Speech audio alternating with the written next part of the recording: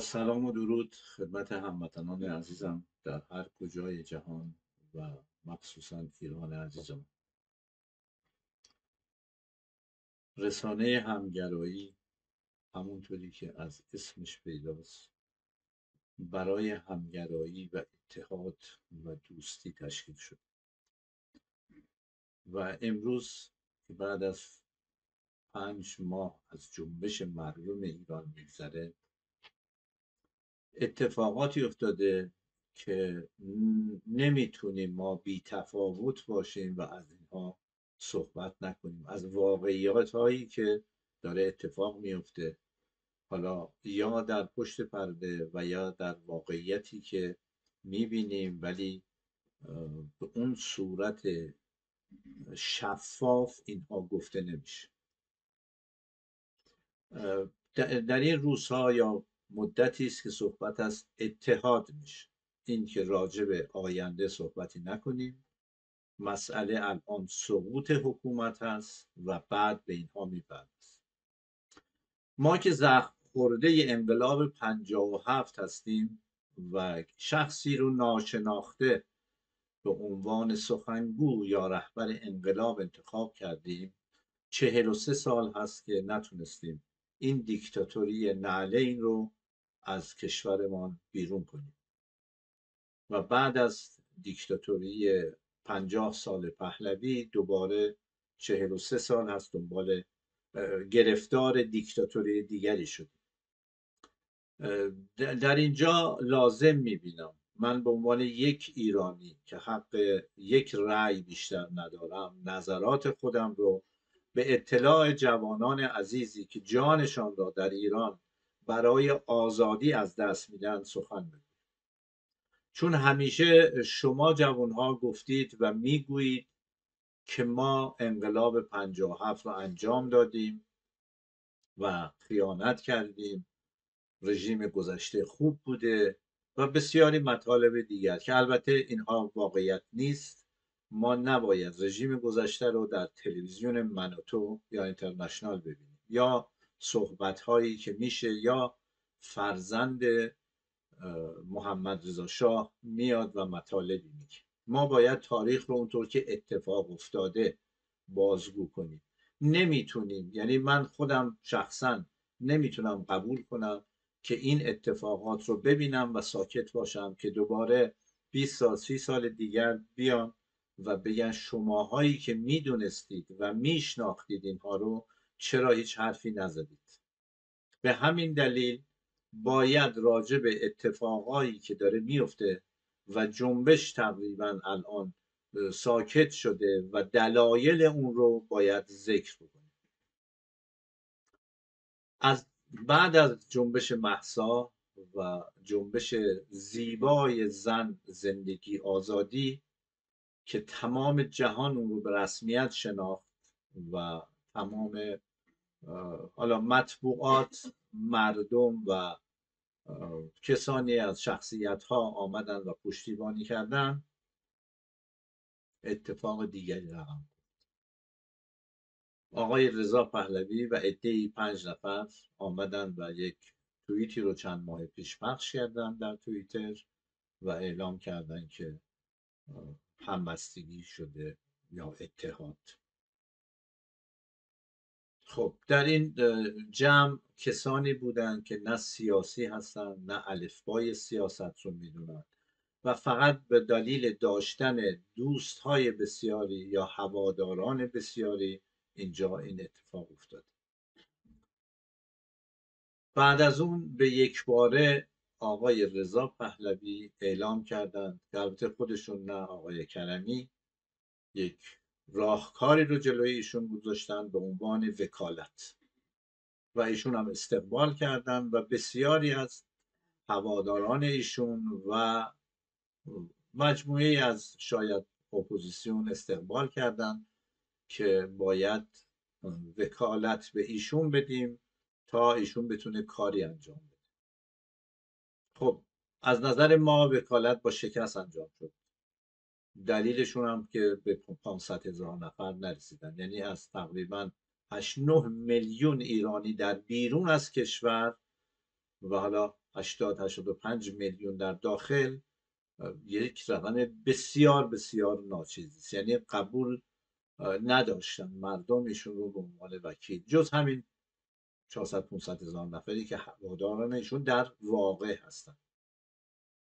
خب ایشون اعلام کردن که من و آقای کنگرلو از دوستان ایشون و بسیاری دیگر که ایشون میخواد با سران دولت ها ملاقات بکنن و در مورد مسائل ایران و انقلاب ایران. اولا به دولت ها و سران اونها چه ارتباطی داره مسائل داخلی ایران؟ ایشون چی کاره هستن؟ حتی اگر وکالت از مردم بگیرن که ندارن، برن با دولت ها برای امور داخلی وطن ما صحبت کنن. این کارو 43 ساله ایشون کرده. 43 سال هست به دنبال سناتورهای امریکایی، اسرائیلی، عربستانی و جاهای دیگر برای اینکه بتونه به ایران بیاد یا کاری انجام بشه.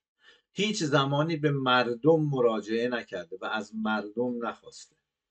به دلیل آن همین است که خود ایشون میدونه که اونطور که ایشون میگه، مادرشون میگن و هوادارانشون در ایران هواداری ندارن به اون صورت که بخوان ایشون فراخوان. حالا در هر صورت این کار انجام شد و اعلام کردن که ایشون تقریبا از 3 هفته پیش راه میفتن و به اروپا میرن و با سران کشورها دیدار.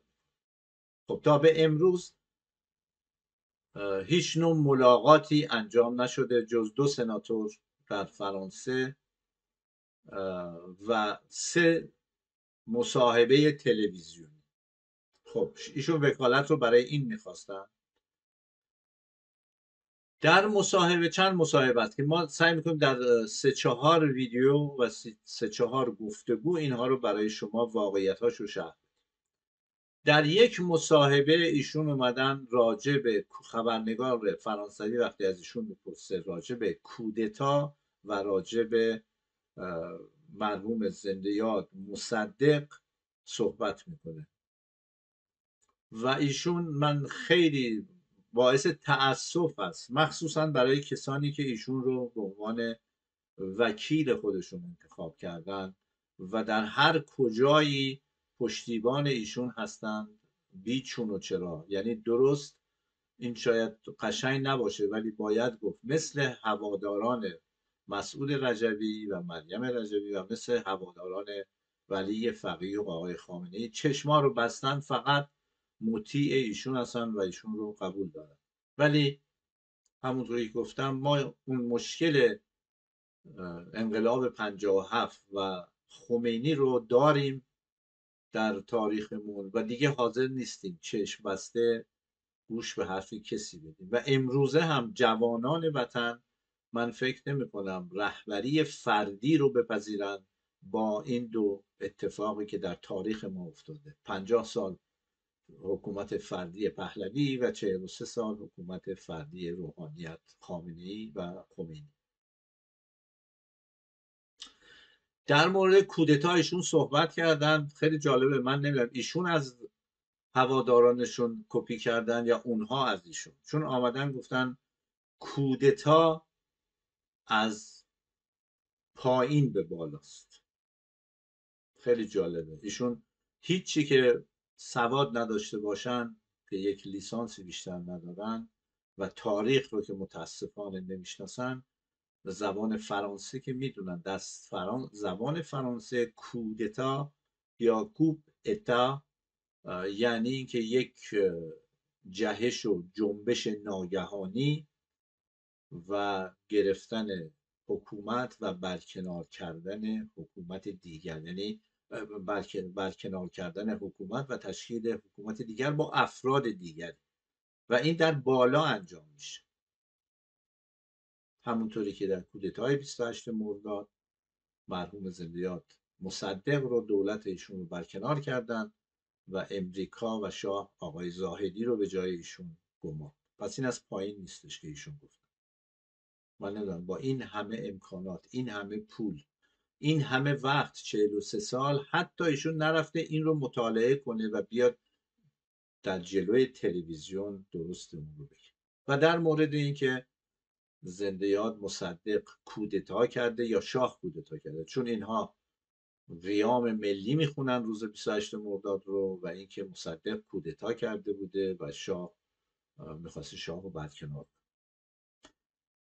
تاریخ ما هست و غیر از اون 4 شخصیتی که در کودتا دست داشته کشورهاشون آمدن و اعلام کرد. یک خانم آلبر اولبرایت وزیر امور خارجه امریکا اعلام کردند که بله کشور ما دست داشته در این کودتا و به صورتی پوزش خواسته، عذرخواهی کرده. این کار توسط آقای پروفسور امیر احمدی انجام شد و همه دیدن اونها. البته فکر می‌کنم جز هواداران آقای رضا پهلوی، یا شاید اونها هم دیدن و نادیده گرفتن، ولی خود آقای رضا پهلوی که میدونه. غیر از این آقای اوباما هم آمدن 2 بار اعلام کردن، یکی در کنفرانس اسلامی و یکی هم در مجلس در سازمان ملل، که دولت امریکا نقش داشته در این کار کودتا و ناشایستی در مورد مردم. از اون طرف آقای جک استرا وزیر سابق انگلیس هم نقش این کشور رو در کودتای 28 مرداد دخالت در امور داخلی ایران دونسته. حتی ایشون بیشتر از این صحبت کرده و گفته کمک به رضاشاه و مشارکت در کودتا علیه مصدق از اشتباهاتی است که تقلیدی بیمایه از آتاتورک بود و جامعه ایران حساسیتش بیشتر از جامعه ترک بود و مداخله مستقیم و همراهی با امریکا در کودتای 28 مرداد رو محکوم کرد. همونطور گفتم آقای اوباما هم در 2013 در اجلاس مجمع عمومی دخالت کشورش رو در براندازی زنده یاد مصدق اظهار تأسف کرد. خب با دونستن این مطالب چرا آقای رضای پهلوی باز چنین صحبتی میکنه؟ من صحبتهای ایشون رو اینجا پخش میکنم تا این رو گوش بکنید و بعد توضیح دیگری خواهم. شما فکر نمی کنید که خانواده شما باید در مورد نقششون در کودتای 1332 عذرخواهی بکنند؟ حالا ما با بخش آمریکاش کاری نداریم. بررسی ماهیت اون رخداد رو به مورخه میسپارم، اما معمولاً کودتا از پایین به بالا رخ میده، نه از بالا به پایین. این نکته اول. و نکته دوم، از برخی زمانها از دهان برخی واژه‌هایی شنیدم که میگفتند دولت دموکرات منتخب مصدق. اگه برید قانون اساسی وقت ایران رو مطالعه کنید، یک نخست وزیر هیچ موقع با انتخابات به منصب خودش نمیرسیده. همیشه توسط پادشاه مشخص می شده، برای طی مراحل تایید به پارلمان فرستاده می شده و یا بالعکس. اگه اون رخداد رو یک کودتا بنامیم، پس تغییر یا تعویض تمام نخست وزیران در ایران با کودتا صورت گرفته. همشون کودتا نام دارن. پس یعنی ما هر سال ما کودتا داشتیم. خب صحبت ها رو شنیدی، صحبت هایشون رو در مورد کودتا و بعد در مورد انتخاب نخست وزیر. باز هم واقعا جای تعجب است که ایشون نمیدونه، یعنی قانون اساسی مشروطیت رو حتی ایشون نخونده و خیلی جای تأسف است که بیاد در جلوی تلویزیون و مخصوصا اونجا که یک عده فرانسوی هم هستن و با ایشون صحبت میکنن و مطالبی بگن غیر واقعی. و جالبه هیچ کس هم از افراد دوستانشون مشاورانی اگر دارن به ایشون گوشزد نکنن این چیزها. و این چند روزه که این پخش شده جز عده‌ای وطن پرست کسی دیگه به این مطالب نپرداخته. ایشون میگن که طبق قانون اساسی نخست وزیر رو شاه تعیین میکنه و به مجلس معرفی میکنه. اولا قانون اساسی مشروطیت، شاه چیکار است که چنین کاری انجام بده؟ شاه که نباید حکومت بکنه، شاه یک منتخبه، یک سمبل و نشسته در جای خودش و مجلس هست که باید نخست وزیر رو مشخص بکنه و به شاه معرفی بکنه برای توشیح و ایشون تایید بکنه. میبینیم مثل انگلیس نخست وزیر رو وقتی مجلس انتخاب میکنن میره، وقتی تمام شد میره در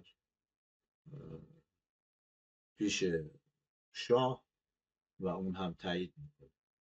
پس ایشون اینجا هم اشتباه میکنه، اینجا هم تاریخ رو نمیدونه و تاریخ رو تحریف میکنه، همونطور که انقلاب رو تحریف میکنه، همونطور که اتفاقات زمان پدرشون رو تحریف میکنن، اینجا همچنین کاری کرده.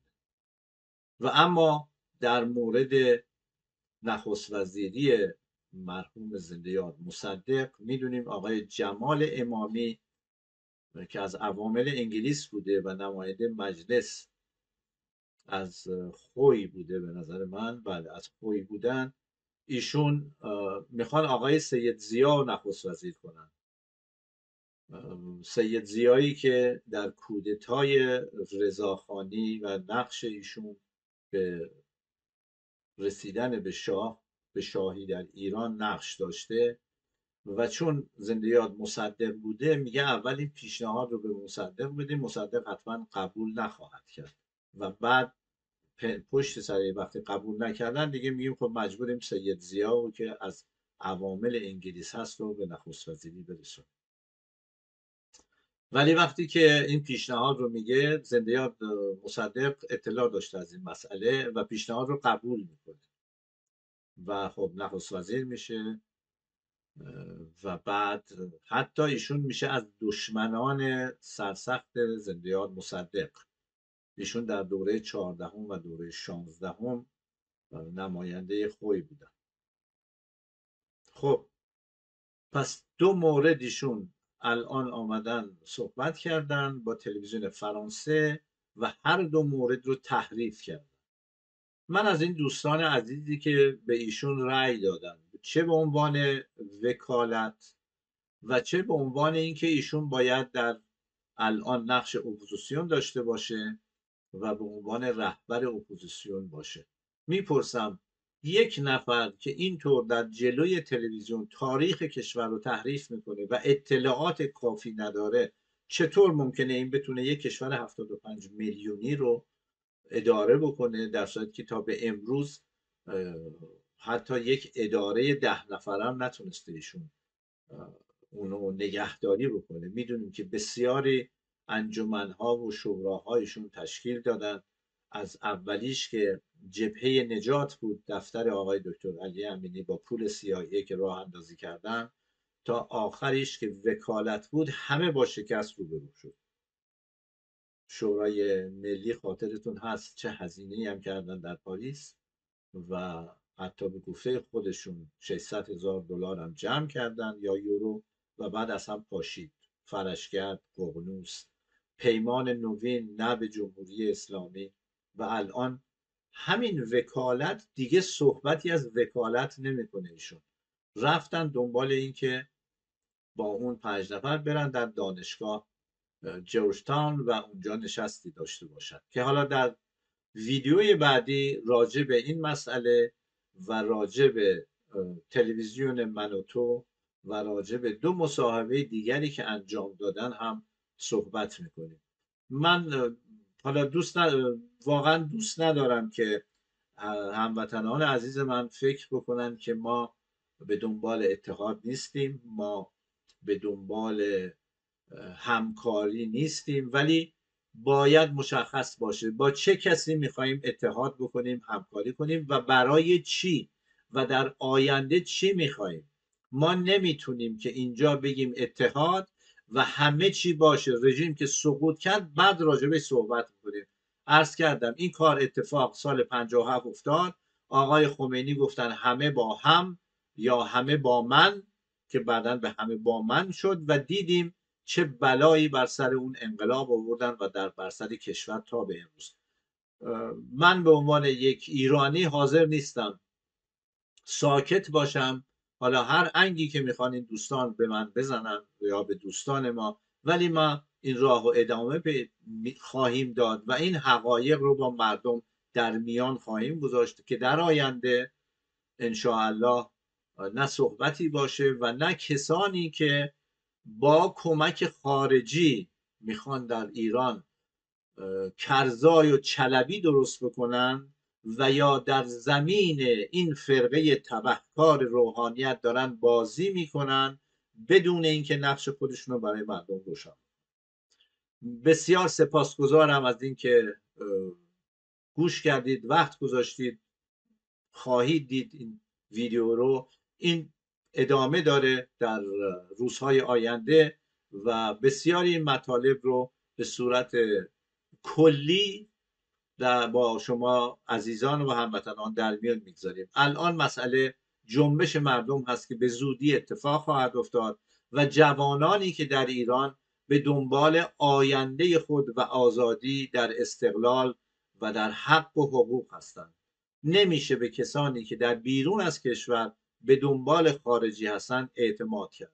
رهبر یا رهبران از داخل ایران در زندانها و در جنبشها به وجود میاد که این اتفاق به نظر من به زودی زود پیش خواهد آمد. با سپاس و تشکر از همه شما، وقت همه عزیزان، شب و روز شما به خیر و شادی.